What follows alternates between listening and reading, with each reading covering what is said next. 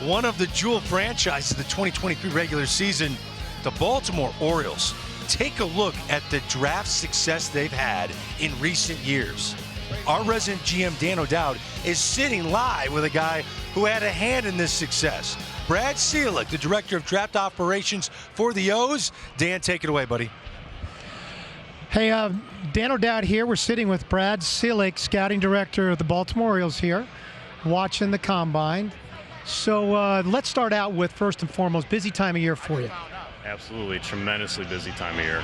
And so walk us through a little bit how you utilize this part of the process in the overall decision-making, for the upcoming draft. Yeah, absolutely. So at this point in the year, we have an extensive history on all these guys that are here at the Combine. And this is more or less kind of a final exam type of situation for these guys, more or less just finalizing things, tying up some loose ends. We get the opportunity to talk with them, and also what they do on the field. Some of these guys have maybe ended their season a couple weeks ago to a month ago, so it's good for us to lay eyes on them again, see how things are going, see how they look.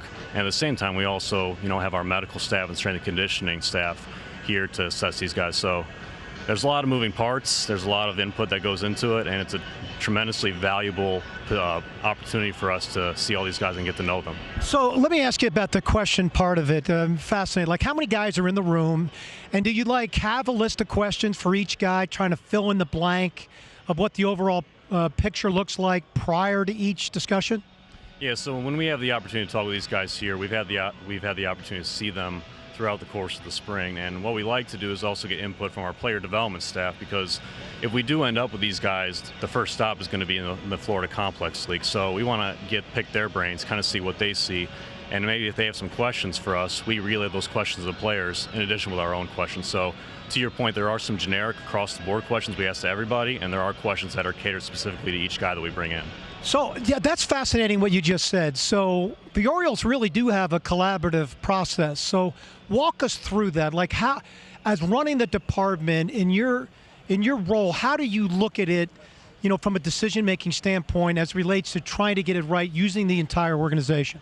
Yeah, absolutely. So the first thing that Mike Elias preached when he came on board, when he was hired at the end of 2018, he more or less said that he wants this draft not to just be a scouting draft, but an organizational-based draft. So more or less, we're going to get feedback from all corners of the organization, whether it's the analytics department, our strength and conditioning folks, our player development department. And we gather all this information leading up through the spring before we put together our draft board in a few weeks here coming up in July.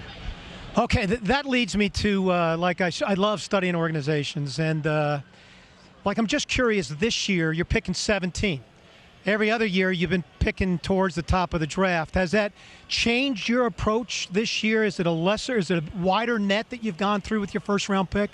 It's absolutely a wider net. As you mentioned, we've picked at the top of the draft the last few years, but now with picking 17, we have quite a few number of dominoes to fall before our selection. So we cast a little bit of a wider net, and more or less, it's a little bit bigger player pool than we typically have, looked at from the past few drafts. Has that been more challenging for you this year? Absolutely. The one thing that is really important for us is to stay dialed in with our area scouts, our guys around the country, and see which guys are trending, which guys have taken that leap, so to speak, as far as their progress in player development. And maybe some guys that we maybe were a little bit lighter on in the summer and the fall have taken that step and now have maybe cemented their draft stock as a first or second round talent. So, I know you're not going to tell me any trade secrets, but when I look at Holiday, Beavers, Cowser, Kerstead, Rushman, Henderson, you guys are onto something from a batted ball standpoint. So walk me through how you blend it, because I know that you rely on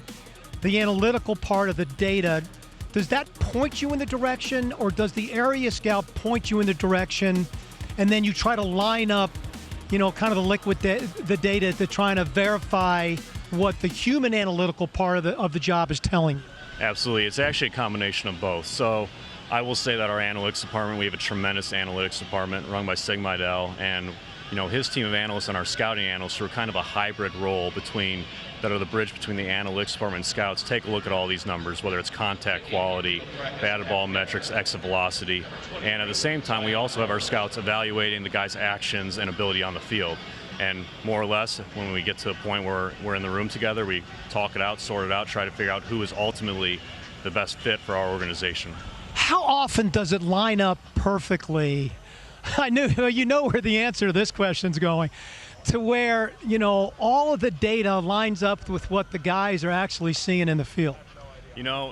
There are times where it actually lines up quite well. Then there are other times where we may just not see eye to eye, but that's the beautiful thing. Like at Jackson Holiday, did it line up that way last year? Yeah, there was a pretty much unanimous consensus among the guys that saw him. They felt pretty good about that selection. Cool. I mean, the other thing that I've noticed you guys do exceptionally well, scouting is a fear-based industry, and there's a lot to do with performance-based scouting. You guys seem to look past that. It's like as long as you see a player play well a little bit, and the data supports that glimpse of what you guys have seen, you're on that guy. Is that an accurate assessment on my part? I would say that's an accurate assessment. I think the biggest thing for me, I have family and friends that aren't really familiar with this whole process, and I try to explain to them in a sports sense is I say it's kind of like March Madness basketball tournament. You're not just looking at a 2-3 week span, you're looking at the entire body of work for a guy over the last couple of years. So there are going to be guys that have bad stretches that aren't performing well, but bottom line is we stick to our process. We look on the analytics side. We talk to our scouts. We dig deep on makeup. And as I always say, if you can look in the mirror at the end of the day and wake up and feeling good about your selection, that's all the best you can do. Yeah, well, I know it's a busy time for you, and I know you're not going to get a lot of sleep between now and draft day, but thank you so much for doing this with it. You were fantastic, and I'm sure the viewers got insight into what a draft room is really like, and we appreciate you doing this with us.